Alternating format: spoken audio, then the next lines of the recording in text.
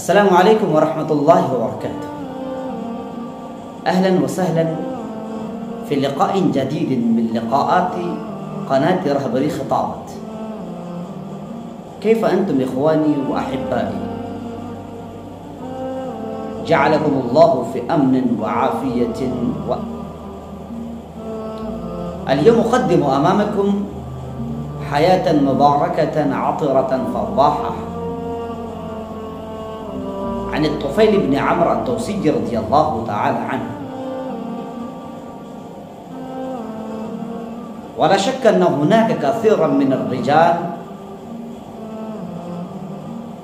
من المسلمين والمؤمنين الذين يجهلون عن حياة مختلفة عن صحابة مختلفين، وإنهم لا يعلمون إلا عدة من الصحابة، وهم أبو بكر الصديق رضي الله تعالى عنه، وسيدنا عمر بن الخطاب رضي الله تعالى عنه، وسيدنا عثمان بن علي رضي الله تعالى عنه.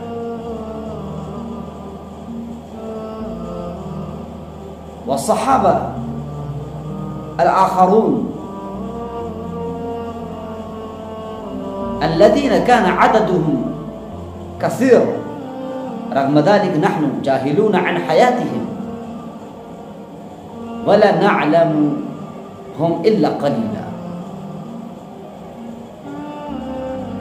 ونحن ندعي أننا من المتبعين للنبي صلى الله عليه وسلم وللصحابة رضوان الله عنهم أجمعين. ولعل دعوانا كاذبة، ولعل دعوانا زائغة، فعلينا أن نجدد مطالعتنا بمطالعة حياة الصحابة رضوان الله عنهم أجمعين. ولا شك أنني قد قدمت أمامكم ولا أزال أقدم أمامكم منذ أيام عديدة عن حياة الصحابة رضوان الله عنهم أجمعين المباركة، فاستفاد من استفاد، ونهل من وفقهم الله سبحانه وتعالى من الطالبين والمتعطشين. فاليوم أيضا إنني أقدم أمامكم حياة مباركة للطفيل بن عمرو الدوسي رضي الله تعالى عنه. هل تعلمون من كان الطفيل بن عمرو الدوسي رضي الله تعالى عنه؟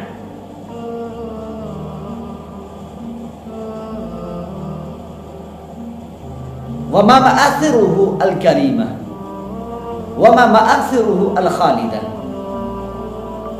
كيف آمن بالنبي صلى الله عليه وسلم؟ هل تعلمون كم مصيبة حالت بينه وبين قبوله الإيمان؟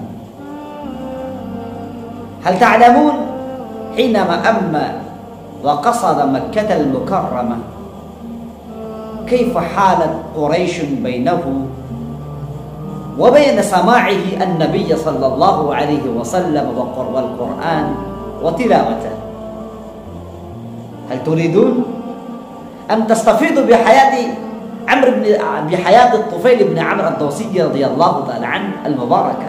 فتعال، إنني أناديكم وأدعوكم إلى المشاركة في هذه المأدبة المشتملة على ذكريات طفيل بن عمرو الدوسي رضي الله تعالى عنه.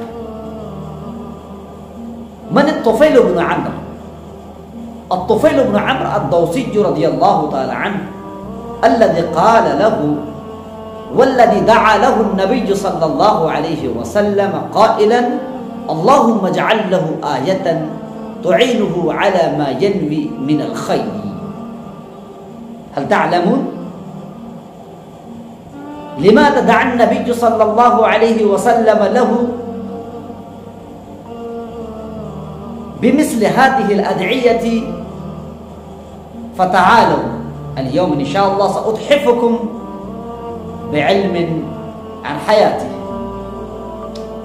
الطفيل بن عمرو الدوسي رضي الله تعالى عنه، الدوسي رضي الله لأنه صفة للطفيل بن عمرو الطوفي، سيد قبيلة دوس في الجاهلية، ولا شك أن هذه القبيلة الشهيرة بينني وبينكم، لأننا نروي أحاديث مختلفة عن سيدنا أبي هريرة رضي الله تعالى عنه الذي كان من هذه القبيلة نفسها، التي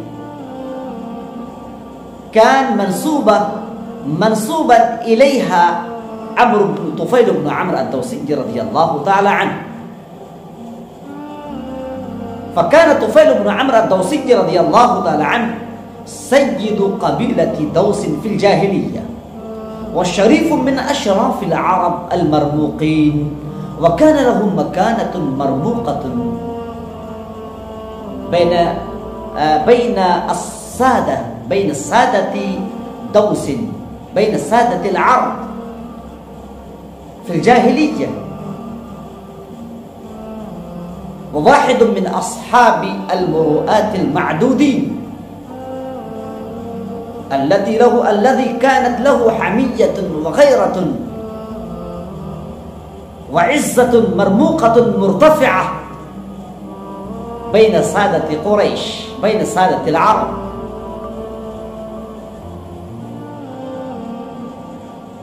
فيقول صاحب الكتاب عبد الرحمن يافت باشا عن سخائه وجوده وكرمه: لا تنزل له قدر عن نار ولا يوصد له باب أمام طارق. عجبا! فعليكم أن تكتبوا هذه العبارة الجميلة وتستعملوها لكل جواد، لكل كريم، لكل سخي.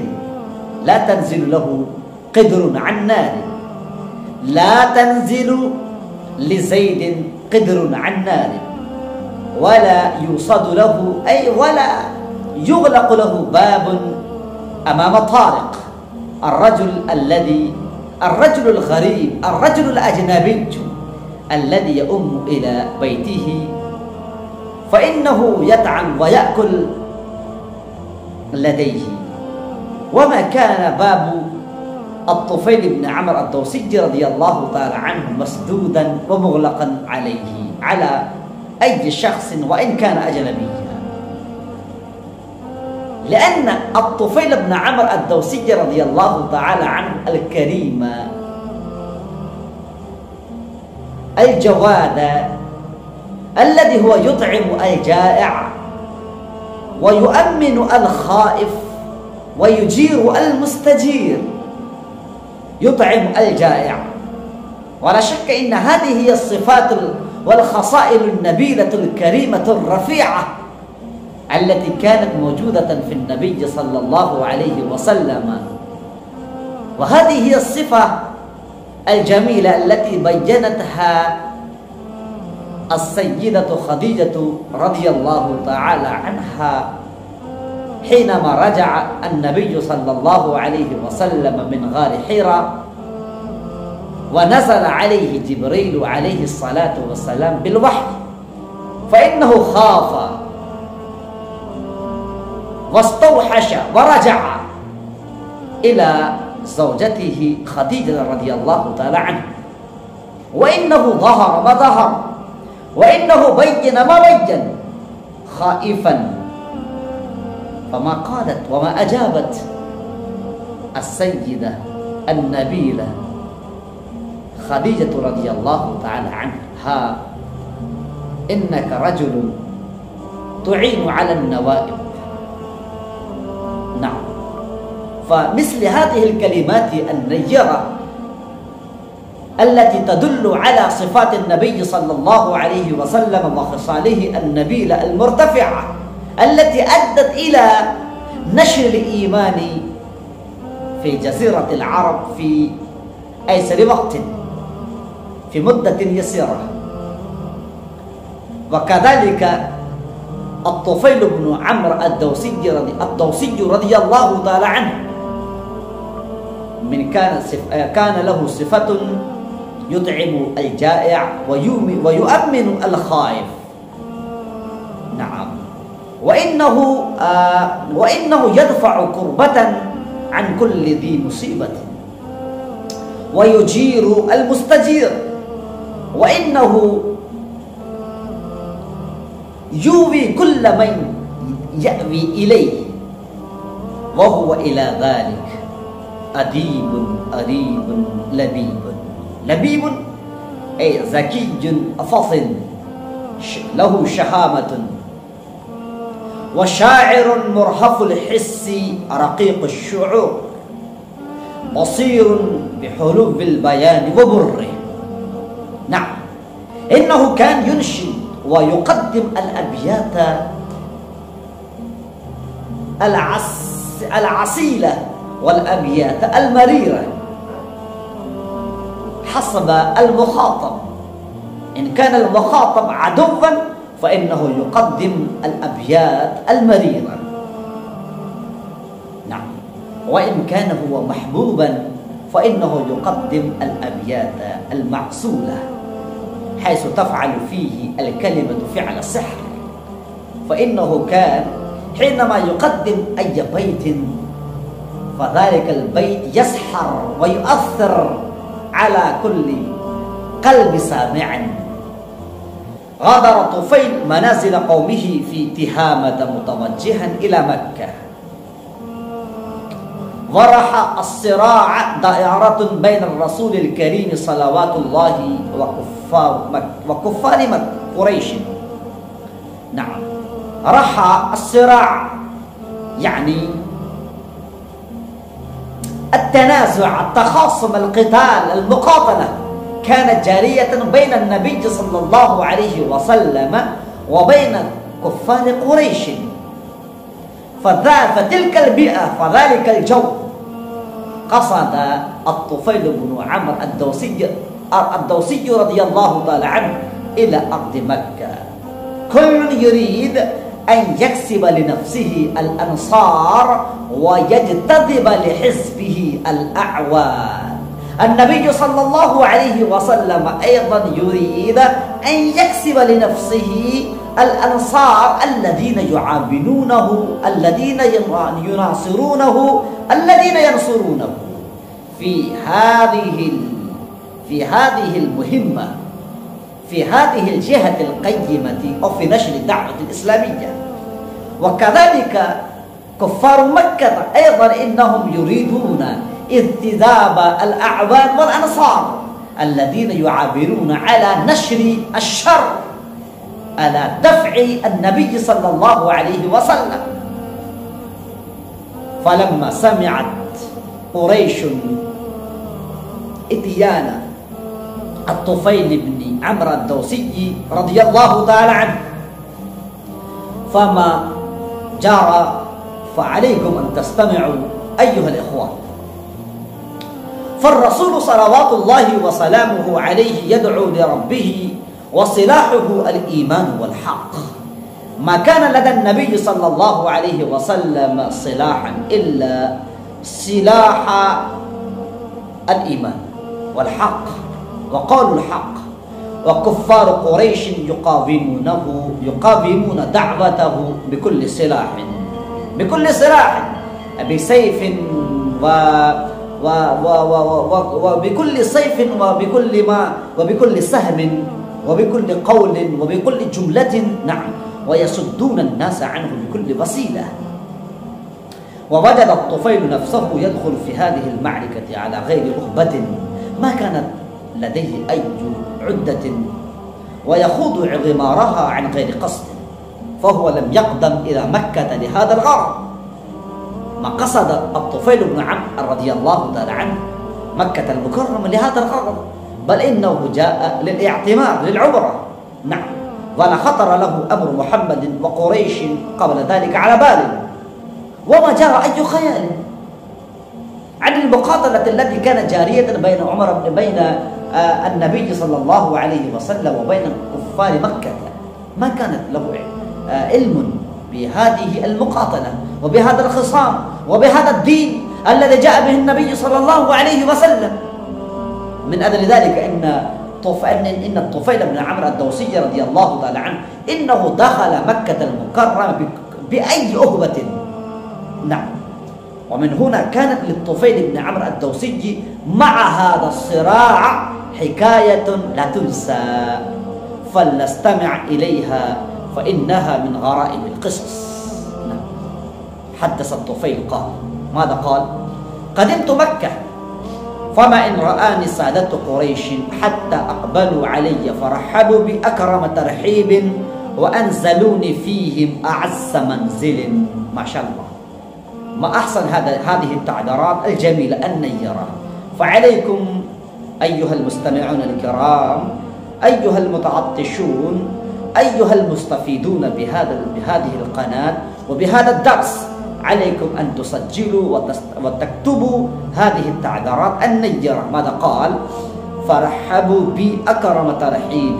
فلكم أن تستعملوا هذا التعبير لكل من يأتي من الضيوف. إنني أرحبكم بكل ترحيب وإنني أنزلكم أعز منزل. نعم، ما شاء الله. ثم استمع إلي سادتهم وكبراؤهم وقالوا، يا طفيل إنك قد قدمت بلادنا، وهذا الرجل الذي يزعم أنه نبي قد أفسد أمرنا ومزق شملنا وشتت جماعتنا، ونحن إنما نخشى أن يحل بك وبزعامتك في قومك ما قد حل بنا، فلا تكلم الرجل ولا تسمع منه شيئا، فإن له قولا كالسحر يفرق بين الولد وأبيه وبين الأخ وأخيه وبين الزوجة وزوجها. هذه كلمات تخرج من كفار قريش ومن كفار مكة إلى قلب الطفيل بن عمرو الدوسي الضيف الذي جاء بدون أي عدة وبدون أي علاقة بهذه القضية التي كانت جارية والتي كانت سائدة على الكفار والنبي صلى الله عليه وسلم. فماذا قال الطفيل بن عمرو الدوسي رضي الله تعالى عنه؟ فإنني إن شاء الله سأقدم أمامكم غدا. شكرا، جزاكم الله أحسن الجزاء.